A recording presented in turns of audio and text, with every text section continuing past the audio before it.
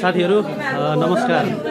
आज हाम्रो Nepal hostel association Kathmandu जिल्ला कार्य समितिको पर्सि हुने जुन 6 गते हुने 11औं वार्षिक साधारण सभा र अधिवेशनबाट चाहिँ नयाँ नेतृत्व चयन गर्ने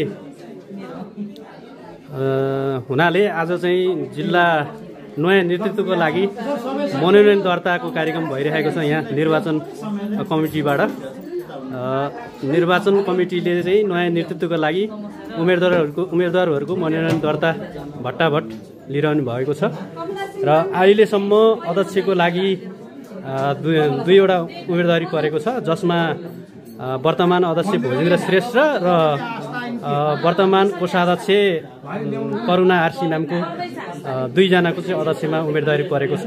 त्यसै गरी जुन सदस्यमा अहिलेसम्म सचिवमा पनि जुन वर्तमान कार्यसमितिको सदस्य हाम्रो सीता थापा म्याम र हाम्रो उपसमितिको सल्लाहकार रत्न प्रसाद चौलागाईको सचिव यी दुवैजना सर म्याडमको सचिव पदमा उम्मेदवारी परेको छ र सबै साथीहरूलाई उम्मेदवार साथीहरूलाई विजेताको शुभकामना दिन चाहन्छु।